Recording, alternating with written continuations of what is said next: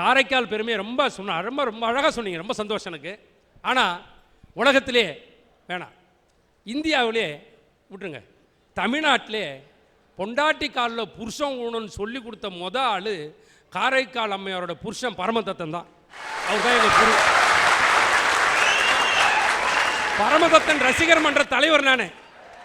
வாழ்க்கையில் வண்டி ஓடணும்னா லப்பு டப்புன்னு காலில் ஊந்தனே, நமக்கு வாழ்க்கையில் ஒரு பிரச்சனையும் கிடையாது. இப்படி விட தெரியாதனால தான் நான் இப்படி நிற்கிறேன். இதான் வம்பில் மாட்டிக்கிட்டு இருக்காங்க. இந்த அம்மாவுக்கு 2 பழம் கொடுத்தாருல, மாம்பழம், இது எடுத்து வச்சாங்கல்ல. அவர் வந்து ஒன்று கேட்டார், ஒரு அதிதி வந்தார், அவருக்கு ஒன்று கொடுத்துட்டாங்க, ஒரு பழத்தை கொடுத்தாங்க. இன்னொன்று கேட்டார், நானும் தான் என்ன சொல்லியிருப்பேன், அந்த இன்னொன்று தான் இதுன்னு சொல்லியிருப்பேன். ஆனால் அந்த அம்மா பொய் சொல்ல தெரியாதவங்க. அவங்க போனாங்க, சிவபெருமான்கிட்ட கேட்டாங்க, அவர் மாம்பழத்தை கொடுத்தாரு, கொண்டு வந்து கொடுத்தாங்க. ஆஹா, தெய்வத்து கூட நம்ம வாழ்க்கை நடத்தக்கூடாதுன்னு காலில் ஊந்து எங்களுக்கு கற்றுக் கொடுத்து எங்கள் ரசிகர் மன்றத்தை ஆரம்பிக்க வச்சு இன்றைக்கி தமிழ்நாட்டில் நிறைய பேர் தைரியமாக காலில் விடுறோம்னா காரைக்கால் அந்த மண். நான் நதிகள் இணையணும்னு ரொம்ப அழகாக சொன்னீங்க.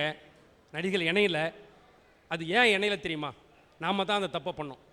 நதிகளுக்கு கோதாவரி, கங்கா, பவானி, துங்கமித்ரா இப்படி பொண்ணுங்க பேராக வச்சா எப்படி பொண்ணுங்க ஒன்றா சேருவாங்க? காங்கேய, சுப்பிரமணி, பல்ராம, சபாபதினு வைங்கண்ணா, நதிங்க உடனே இணைஞ்சிடும். ஆம்பளைங்க ஒன்று சேர்ந்துருவோம், பொம்பளைங்க அவ்வளோ சீக்கிரம் சேர மாட்டாங்க. நதிகள் இணைவதற்கான சாத்தியம் இல்லை. இங்க பாருங்க, இப்போ வீட்டு பிரச்சனை பெரிய பிரச்சனையா இருக்கு. இது வீட்டு பிரச்சனையே பெரிய பிரச்சனையா இருக்கு. நாட்டை பத்தி எங்க யோசிக்க நினைச்சு பாருங்க. கல்யாணம் ஆன ஆம்பளையும் கல்யாணம் ஆன பொம்பளையும் எப்படி தெரியுமா கண்டுபிடிக்கலாம்? ஒரு டெக்னிக் இருக்கு. கல்யாணம் ஆன பொம்பளைக்கு கழுத்துல தாலி தொங்கும், கல்யாணம் ஆன ஆம்பளைக்கு கழுத்தே தொங்கும்.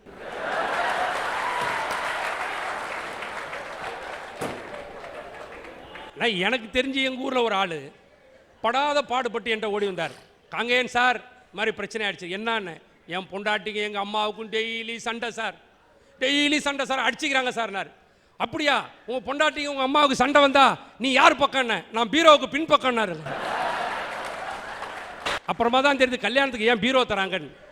ஆம்பளைங்க ஒளிஞ்சிக்கிறதுக்கு தான். ஒரு பழமொழி இருக்கணும், எங்கள் தாத்தா சின்ன வயசில் சொன்னார், ஆயத்திர பத்திர கோத்திர மல்லாத்திர கல்லேத்திர பிடிச்சின்னு சாத்திர, நூத்திர பத்திர கோத்திர வளைய பத்திர மசாலா வைத்திர எண்ணெய் ஊத்துற, தத்தக பத்தக பத்திர ராத்திரியில் கத்திர காலையில் மல்லாந்துக்கிறேன்னு ஒரு பழமொழிங்க. புரியுதாண்ணா உங்களுக்கு? எளிமையாக சொல்கிறேன் அந்த பழமொழியை. எங்கள் தாத்தா நிறுத்தி சொன்னார். என்ன தாத்தா புரியலன்னு? ஆயத்திர பத்திர கோத்திர அப்படின்னா ஆமை சொல்லிச்சான், ஆமை நான் 1000 வருஷம் வாழ வேண்டான்னு. ஆமை கவுந்துக்கிட்டு போகிறவர்கள் தான் அதுக்கு வாழ்க்கை. ஆமையை மல்லாத்தி போட்டால் மேட்ரு ஓவர். ஆயத்திர பத்திர கோத்திரன் ஆமை சொல்லிச்சான், அப்படியா மல்லாத்திர கல்லேத்திர பிடிச்சின்னு சாத்திர. மீன் சொல்லிச்சான் 100 வருஷம் வாழ்வன், அப்படியா வளைய போத்துற மசாலாவை ஏத்துற எண்ணெயை ஊத்துற. மீன் மேட்ரு ஓவர். தவுக்களை ராத்திரி பூரா கக்க கக்கா கக்க கக்கா கக்க கத்திக்கிட்டே இருக்கும். தத்தகா பத்தக பத்திர ராத்திரியில் கத்துற காலில் மல்லாந்துக்கிற. 2 வீலர்காரன் நசிக்கிட்டு போயிருப்பான். இது எதுக்கு சொல்கிறேன்னா, இந்த வாழ்க்கை நிலையில்லாத வாழ்க்கை. வீட்டு பிரச்சனையே பெரிய பிரச்சனையாக இருக்குது. நாட்டை பற்றி எங்கே யோசிக்க நினச்சி பாருங்க. அண்ணா ஒன்றும் இல்லை, இன்றைக்கி உலகத்தில் உதவி செஞ்சாலே உபத்திரம் வருதுண்ணே. நான் வந்து பரோபகாரி. எங்காவது ஒரு துன்பம் ஏற்பட்டுச்சுன்னா ஓடி போய் உதவி செய்கிறாள்ண்ணா. என் கண் முன்னால் தான் இது மாதிரிலாம் நடக்குது. பாவம். நானும் என் மனைவியும் போன வாரம் பைக்கில் போய்கிட்டு இருந்தேன்னா எதிர்க்க ஒருத்தர் அவங்க மனைவியை கூப்பிட்டு அவரும் பைக்கில் வந்தார். அவங்க மனைவியாக தான் இருக்குன்னு நினைக்கிறேன். ஏன்னா நிறைய பேர் யாரையே கூப்பிட்டு வரேன் யாருன்னு தெரியல. ஆனால் நான் சத்தியமாக என் மனைவி தான் கூப்பிட்டு போனேன். பைக்கில் போகும்போது எதிர்க்க ஒரு நல்ல ஸ்பீடில் வந்தாங்க. ஒரு நாய் குறுக்கில் போய் 2 பேரும் கீழே வந்துட்டாங்க போன வாரம். உடனே என் பைக்கை நிறுத்திட்டு நானும் என் மனைவியும் போய் அவங்க ரத்தத்தெல்லாம் தொடச்சி உடனே பார்த்து அந்த ஆட்டோ டிரைவர் ஒருத்தர் கூப்பிட்டு, எப்பா ரொம்ப அடி பயங்கரமாக இருக்குது, முகமெல்லாம் ரத்தமாக ஒழுகுது, இவர் பார்த்து கூட்டு பாப்பான்னு சொல்லி நானே ஆட்டோ டிரைவருக்கு 100 ரூபா பணத்தை கையில் கொடுத்து இவர் ஹாஸ்பிட்டல் கூட்டு பாப்பான்னு. அந்த மனுஷனும் அந்த மனைவியும் அவங்க வீட்டுக்காரம்மா எனக்கு நன்றி சொல்கிறதுக்கு நான் தழுதெடுத்து ஒரு வார்த்தை நன்றி சொல்ல வந்தார். ஏன் சார், ரோட்டில் எவனோ அடிபட்டு போனான் நமக்கு என்னான்னு போகிற காலத்தில் வண்டியை நிறுத்தி நீங்களும் உங்கள் மனைவியும் எனக்கு ஒரு உதவி செஞ்சு ஹாஸ்பிட்டலுக்கு ஆட்டோவுக்கும் காசு கொடுத்து அனுப்புறீங்களா சார் அப்படின்னு நன்றி சொல்ல வந்தார். அவர் நன்றின்னு சொல்லியிருக்கலாம். இந்த சண்டாளப்பாய் ஒரு வார்த்தை சொன்னாங்க. இதே மாதிரி ஒரு நாளைக்கு உங்களுக்கு நான் உதவி செய்யணும்னா சார், நானும் என் பொண்டாட்டியும் போகணுமா, பைக்லேருந்து விழணுமா, இவன் வந்து உதவி செய்யணுமா? பாருங்கள், நான் உதவி செஞ்சதுக்கு இந்த நாட்டில் என்ன அநியாயம் நடக்குது. ஆனால் பாருங்கள், பெண்கள்லாம் பாருங்கள் வீட்டில் மகிழ்ச்சியாக வச்சுருக்கோம். இன்றைக்கி நாங்கள் பெண்களுக்கு எல்லாம் நகை நட்டு பட்டு புடவைன்னு வாங்கி கொடுத்து ஏகப்பட்ட செலவு பண்ணுறேன் நான் பெண்களுக்கு. எங்களுக்கு 90 ரூபாய்க்கு ஒரு வேட்டி வாங்கி தராங்களா? பெண்கள் எதுக்காக நிறைய நகையும் அழகான பட்டு புடவையும் ஏன் கட்டிக்கிறாங்கன்னு நினைக்கிறீங்க? நாங்கள் அழகாக இருக்கணுங்கிறதுக்காக கட்டிக்கிறோம். இப்போ நாளைக்கே இப்போ அந்த அண்ணனோட மனைவி அப்படியே ரோட்டில் நடந்து போகிறாங்கண்ணா, ஊருக்காரன் என்ன தெரியுமா சொல்லுவான், டீ கடையில் உட்காந்துட்டு, அடா அடா அடா அடா அடா அடா அங்கே பாரியா காங்கையன் பொண்டாட்டியா என்னமா வச்சிருக்கான் பாரியா. ஒத்துக்கிறோமா அண்ணே? அப்படியும் சொல்லுவான். அந்த டீ கடையில் இருக்கிறவங்க இப்படியும் சொல்லுவான், இந்த மாதிரி வாங்கி கொடுத்தாண்டா காங்கையன் நடுத்தரில் நிற்கிறான்னு சொல்லுவான். 3 முழத்தில் தொடப்பம் இருக்கும், பூந்தொடப்பம். பெண்கள் குனிஞ்சு பெருக்குவாங்க. அரிசி இடிச்சு தான் சாப்பாடு செய்வாங்க. அப்போ அது இப்போ வாய்ப்பு இல்லை, ஒரே மண்ணெண்ண பேரில் மாதிரி ஒரே சைஸாக போச்சு, அது நாம் பொறுப்பு இல்லை. ஆனால் என்னன்னாக்கா அந்த தொடப்பம் 3 அடி தொடப்பம் இருந்தது பிரச்சனை இல்லைண்ணா. இப்போ 7 அடியில் இருக்குது தொடப்பம், பொம்பளையோட உயரமாக இருக்குண்ணே. 3 அடி. எங்கள் வீட்டு அம்மா ஒரு நாள் ஹாலில் நின்று க்ளீன் பண்ணது கிச்சன் க்ளீன் ஆகுதுண்ணா, அவ்வளோ நீட்டு தொடப்பம். இப்போ அதில் என்ன வேடிக்கைன்னா வேக்யூம் கிளீனர்னு ஒன்று கண்டுபிடிச்சிருக்கான், வேக்யூம் கிளீனர். அதை ஆன் பண்ணிவிட்டு குப்பை இருக்கிற இடத்த காட்டினோம்னா குப்பையெல்லாம் சரசரன்னு இழுத்துக்குமா. எங்கள் வீட்டம்மா அப்படி தான் காட்டிக்கிட்டே போச்சு, கிச்சனில் போச்சு பாரு 4 இட்லி உள்ளே இழுத்துக்குச்சுண்ணா. வேறு இட்லியே இல்லையா யாருக்கும் தெரியாமல் நோண்டி எடுத்து சாப்பிட்டு போனேன், வேறு வழி. ஆனால் இது குடும்பத்து பிரச்சனை, இதெல்லாம் பார்க்கவே நமக்கு நேரம் சரியாக இருக்குது. நாட்டில் எந்த பிரச்சனை நடந்து நம்ம என்ன செய்ய போகிறோம்? ஐயா, ஒரு நாய் தான் பெத்த பிள்ளைக்கு பொண்ணு பார்க்க போணுச்சான். காலையிலேயே நாய் குளித்து முடிவிட்டு பொண்ணு பார்க்குறதுக்காக கிளம்பியிருக்கு. எழுத்தாப்புல சரஸ்வதி, தனலட்சுமி, பூமாதேவி 3 பேர் வந்திருக்காங்க. நாய் பார்த்துட்டு போயும் இவ்வளோ முகத்திலேயே முடிச்சுட்டு பொண்ணு பார்க்க போகிறது, வீட்டுக்கு போயிட்டு மறுநாள் குளிச்சுட்டு கிளம்பியிருக்கு. மூதேவி வந்திருக்கா. சபாஸ், இதாண்டா நம்ம பிள்ளைக்கு பொண்ணு பார்க்குறதுக்கு சரியான நேரம்ன்ட்டு நாய் மூதேவி முகத்தில் முடிச்சுட்டு பொண்ணு பார்க்க போணுச்சான். சரஸ்வதி, தனலட்சுமி, பூமாதேவி 3 அந்த நாட்டை ஆண்ட ராஜா கிட்ட போய் முறையிட்டு இருக்காங்க. எங்கள் முகத்தில் முடிச்சுட்டு போகக்கூடாதுன்ட்டு நாய் மூதேவி முகத்தில் முடிச்சுட்டு போய் கேட்டு சொல்லுங்க ராஜான்னு. உடனே ராஜா மந்திரி அனுப்பிட்டாரு. மந்திரி போய் நாயை கூப்பிடுறாரு. நாய் சொன்னிச்சான், இந்த நாட்டு ராசா என் மருமவனாச்சா, நான் எப்படி அவர் முகத்தில் முடிச்சு பேசுறதுன்னுச்சான். ஒழுங்கு மரியாதையாக வந்துருன்னு அழைச்சிட்டு போயிட்டாங்க. உடனே 2 சிம்மாசனம் போட்டாச்சு, நடுப்புற திரையை கட்டியாச்சு. ராஜா கேட்டார், ஏன் சரஸ்வதி முகத்தில் முடிச்சுட்டு பொண்ணு பார்க்க போலன்னு. உடனே நாய் சொன்னிச்சான், இந்த நாட்டில் காசு இருந்தால் மெட்ரிகுலேஷன், கம்மியாக இருந்துச்சுன்னா நவோதயா, அதுவும் நர்சரி ஸ்கூலு, காசு இல்லைனா ஊராட்சி ஒன்றிய துவக்கப்பள்ளி, இப்படி கல்வி கொடுக்கறதுல கூட 4 வகையாக கொடுக்குற ஓரவஞ்சனக்காரி பாரபட்சமாக இருக்கிறா, அதனால் அவன் முகத்தில் முடிச்சுட்டு போகலன்னுச்சான். சரி, ஏன் தனலட்சுமி முகத்தில் முடிச்சுட்டு போகலன்னு கேட்கும்போது நாய் சொன்னிச்சான், வசதி படித்த மிகப்பெரிய பணக்காரலாம் இருக்காங்க இந்தியாவில், காசுக்கே இல்லாமல், சட்டை இல்லாமல், உணவு இல்லாமல், உடுத்த உடை இல்லாமல் ஏழைகள் இருக்கிறாங்க, செல்வத்தை சரிசமமாக படைக்கல இல்லை, அவளும் ஓரவஞ்சனக்காரி, அவன் முகத்தில் முடிச்சுட்டு போகலன்னுச்சான். சரி, பூமாதேவி முகத்தில் ஏன் முடிச்சுட்டு போனன்னு கேட்கும்போது நாய் சொன்னிச்சான், ஒன்றும் இல்லை, நீர், நிலம், காற்று, ஆகாயம்லாம் பொதுங்கிறாங்க, ஒரே நாடு இந்தியா, பேஞ்சு விளையிற பூமி கர்நாடகா, பாஞ்சு விளையிற பூமி தமிழ்நாடு, தண்ணி அவன் வச்சுக்கிறான், அங்கே கொடுக்க மாட்டான், இங்கே தற்கொலை பண்ணிக்கிட்டு விவசாயி சாகுறான், பூமியில் கூட இவ்வளோ ஏற்றத்தாழ்வு படைச்சிருக்காள், அதனால் முடிச்சுட்டு போகலன்னுச்சான். சரி, அதெல்லாம் ரைட்டு, மூதேவி முகத்தில் முடிச்சுட்டு போனியே என்ன விஷயம்னு கேட்டார். ஐயா, நீங்கள் இந்த நாட்டு ராஜா, நல்ல பிரியாணி தின்னுட்டு பஞ்சு மெத்தையில் தூங்கினாலும் உங்களுக்கு தூக்கம் வரும், நாய் ஊத்துற கஞ்சை குடிச்சுட்டு குப்பையை சிச்சு படுத்தாலும் எனக்கும் தூக்கம் வரும், இந்த நாட்டில் தூக்கத்தை சரிசமமாக படைச்ச பொதுவுடமாக்காரி மூதேவி, அதனால் அவன் முகத்தில் முடிச்சுட்டு போனேன்னு சொன்னிச்சான். சரி, அதெல்லாம் ரைட்டு, என்ன பார்த்து மருமவனு சொன்னி எப்படி நிச்சான். ஐயா, நேற்றுக்கு நாள் உங்கள் வீட்டில் விசேஷம் நடந்துச்சுல்ல, வெளியில் கிடக்கிற இலைய நான் அக்க வந்தப்ப உன் பொண்டாட்டி என்ன சொல்லி திட்டினீங்க, பொடி நாய்க்கு பிறந்தவளன்னு கேட்டீங்கல்ல, அவன் எனக்கு பிறந்தவன், நீங்கள் எனக்கு மருமவன் தானே நினைச்சான். இந்த நாட்டினுடைய ஏற்றத்தாழ்வை ஒரு நாய் சொல்லிட்டு போயிட்டுங்க ஐயா. அப்பேற்பட்ட இந்த நாட்டினுடைய போற போக்க பார்த்து பலே பலேன்னு நான் பாராட்டணுமா? மன்னிக்கணும். அதாவது கலைமகளை பற்றி, திருமகளை பற்றி, பூமாதேவியை பற்றி ஏன் ஏற்றத்தாழ்வை வைத்திருக்கிறார்கள் என்று கேட்டதால் ஒன்றை சொல்கிறேன். இமயமலை உயரமாக இருந்தால்தான் கங்கை அங்கே இருந்து உதிக்கும், தரையிலே கால் பதிக்கும். இமயமும் உயரமாக வேண்டாம், மற்ற இடமும் சமமாக இருக்க வேண்டும் என்று சொன்னால் இங்கே காரைக்கால் உயர்ந்திருந்தால் தான் கடல் உள்ளே வராமல் இருக்கும், இல்லை என்றால் கடல் இங்கே உள்ளே வந்துவிடும். ஆக ஏற்றத்தாழ்வு என்பது இறைவன் படைக்கிறான் என்று சொன்னால் அதில் 1000 அர்த்தம் இருக்கிறது. பள்ளம் இருந்தால் தான் தண்ணீர் தேங்கும், தண்ணீர் தேங்கினால் தான் ஏரி, இல்லை என்றால் நாடு நாறிவிடும். நாரி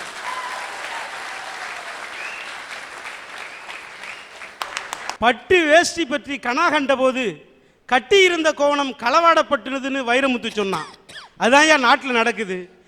பள்ளத்தில் விழுந்து கிடக்கும் மானுடருக்கெல்லாம் கல்வி வெள்ளத்தின் பெருக்கை போல சென்றடையணும்னா பாரதி. நாட்டில் கல்வி அப்படி போய் கிடைக்குதா? 20 லட்சம் இருந்தா என்ஜினியர் சீட்டு, 25 லட்சம் இருந்தா டாக்டர் சீட்டு, 60,000 75,000க்கு பிஎட் சீட்டு விலை போகுது. எல்கேஜி சேர்க்க 20,000 ரூபாய் டொனேஷன் கேட்கிறான். இப்படி கல்விக்குரிய கலைமகள் சரஸ்வதியை விலைமகளாக மாற்றி இருக்கிற கேடுகட்ட தேசத்தில், கேடுகட்ட திசை வழியில இந்த தேசம் போயிட்டு இருக்கு.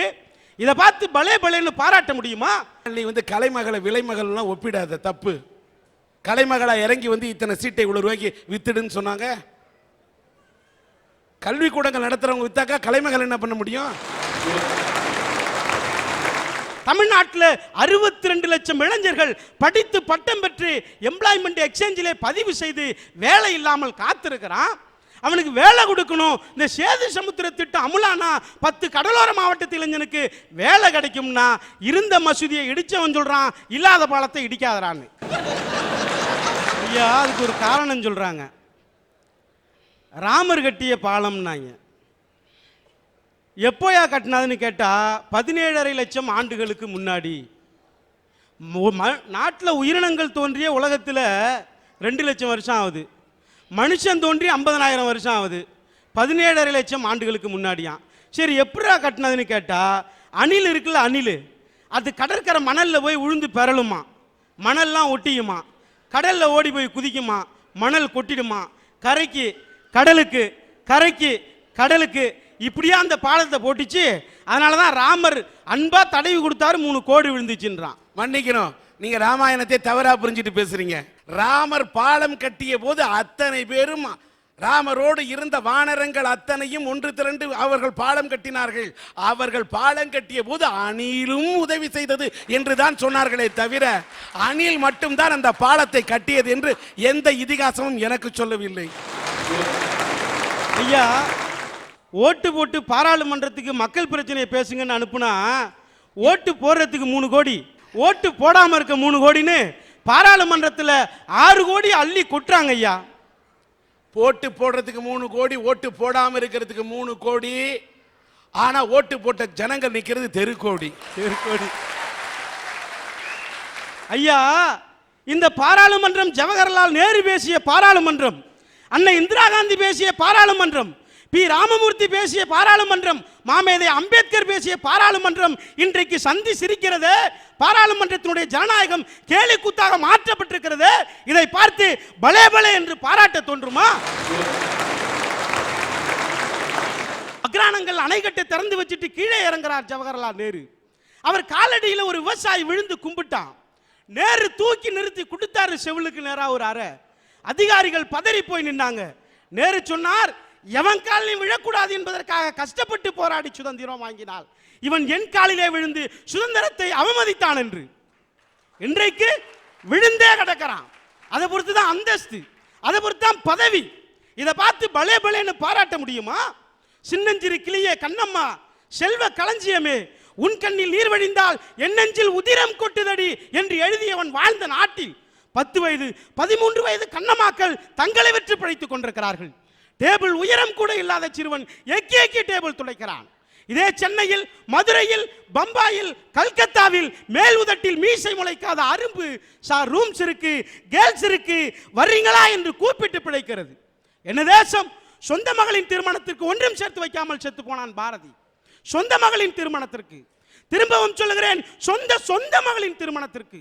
இதற்கு பிறகு உங்களுக்கு புரியாவிட்டால் இன்னும் 40 ஆண்டு காலம் பாமாயிலுக்கும் சீனிக்கும் ரேஷன் கடை போல் நிற்பீர்கள் என்று நான் உங்களை சபிக்கிறேன். உங்களுக்கு தெரியும், சில ஆண்டுகளுக்கு முன்னாடி கும்பகோணத்தில் 94 குழந்தைகள் கல்வி வியாபாரத்தில் கொல்லப்பட்டாங்க. கடந்த ஆண்டு நினைவு தினம், பத்திரிகையாளர்கள் சந்திக்க போறாங்க, அந்த நினைவு தினத்துக்கு போறாங்க. அப்படி போகும்போது ஒரு குழந்தையை இழந்த தாயிடம் பேசுறாங்க. அந்த அம்மா சொன்னாங்க, இந்த சம்பவம் நடந்து இத்தனை ஆண்டுகள் ஆகுது சார், என் கணவர் அந்த துயரத்திலேருந்து மீளல, தயவு செய்து என் கணவரை வேலைக்கு போக சொல்லுங்க. வேலைக்கு போங்கன்னு சொல்றது சம்பாதிக்க இல்லை, அப்படி போனாலாவது அந்த சோகத்திலேருந்து மீளுவாரு, அதுக்காக சொல்றேன்னு சொன்னாங்க. அவர் கணவர்கிட்ட போய் பார்க்குறாங்க பத்திரிகையாளர்கள். சார், நீங்க வேலைக்கு போங்க சார், உங்க மனைவி விரும்புறாங்க, நீங்க சம்பாதிக்கணும்னு இல்லை, வேலைக்கு போனாலாவது அந்த சோகத்திலேருந்து மீளுவீங்க இல்லையா, உங்க மனைவி சொல்றாங்க வேலைக்கு போங்கன்னு சொன்னாங்க. அப்போ அவர் சொன்னாரு, ஐயா, இந்த கும்பகோணத்திலே மிகப்பெரிய சமையல்காரனா, நான் சமைக்க போனேன்னு வச்சிங்களா, எந்த வேலையும் நான் செய்ய வேணாம், 10 பேர் என்கிட்ட வேலை பார்க்குறாங்க. என் குழந்தைக்காகவே வாழ்ந்தேன், எல்லாம் செஞ்சேன், அவளுக்காகவே வாழ்ந்தேன், ஒரே குழந்தை. இன்னைக்கு அந்த அடுப்பை பற்ற வச்சுட்டியா, அந்த அடுப்பு தீ எரியிற பொழுது அப்பா அப்பா என்னை காப்பாத்துங்கன்னு என் குழந்தை கதற மாதிரி இருக்கு சார். முடியல சார், தாங்க முடியல சார், நான் மாடு மேய்ச்சாவது பொழைச்சிக்கிறேன், வேண்டாம் சார் அந்த சமையல் வேலை என்று ஒரு தகப்பனை புலம்ப வைத்திருக்கிறதே இந்த தேசம். இதை பார்த்து பலே பலேன்னு பாராட்ட முடியாது. நல்ல உணர்வோடு பேசுறீங்க. சில இது இருந்தாலும் ஆதங்கம் இருந்தாலும் இந்த தேசத்தின் மீது உங்களுக்கு இருக்கக்கூடிய பக்திக்கு என்னுடைய வாழ்த்துக்கள். இந்த மேடையிலே உங்கள் முன்னால் நின்று கொண்டிருக்கக்கூடிய இந்த பாலமுருகன் என்னுடைய சொந்த ஊர் மன்னார்குடி. என்னுடைய அப்பா பெருமாள் ஒரு சாதாரண சலவை தொழிலாளி. இந்த பாலமுருகனும் அவருடைய சகோதரி சந்திரா இருவருமே குத்துச்சண்டை மற்றும் பளுதூக்குவதில் வீரர்களாக இருந்தவர்கள். கடந்த 6/1/2010 வேலூரில் நடந்த மாநில அளவிலான போட்டியிலே கலந்து கொண்டு பாலமுருகன் மாநில அளவில் 2வது இடமும் சந்திரா மாநில அளவில் 1வது இடமும் பெற்று வெற்றிகரமாக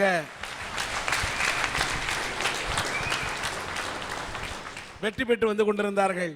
ஆனால் விதி என்ன நினைத்ததோ தெரியவில்லை. அரசு பஸ் ஒன்று வந்து இவர்கள் வந்த வாகனத்தின் மீது மோதிய காரணத்தால் அங்கே ஏற்பட்ட விபத்திலே நம்முடைய பாலமுருகனுடைய 2 கால்களும் நொறுக்கப்பட்டு இன்றைக்கு பிளேட் பொருத்தப்பட்டு தான் அவர் உங்கள் முன்னிலை நின்று கொண்டிருக்கின்றார். இப்படி ஓடி ஆடி பளு தூக்கிய ஒரு வீரன் மற்றவர்கள் கை தாங்கி தூக்கி வந்து இங்கே மேடையில் நிறுத்தக்கூடிய அளவுக்கு இந்த நிலையிலே இவர் இருக்கிறார் என்பதை எங்களிடத்தில் எடுத்து சொன்னார். தம்முடைய வாழ்க்கையிலே தான் மறுத்த உதவி பெறுவதற்கு, தம்முடைய கால் மீண்டும் குணமாவதற்கு உதவி செய்ய வேண்டும் என்று கேட்டுக்கொண்டதற்கு இணங்க சன் டிவியினுடைய அரட்டை அரங்கம் SRM பல்கலைக்கழகம் சேர்ந்து அவருடைய மருத்துவ செலவுக்காக இந்த 15,000 ரூபாய் காசோலையை இவருக்கு இந்த மேடையிலே வழங்கப்படுகிறது.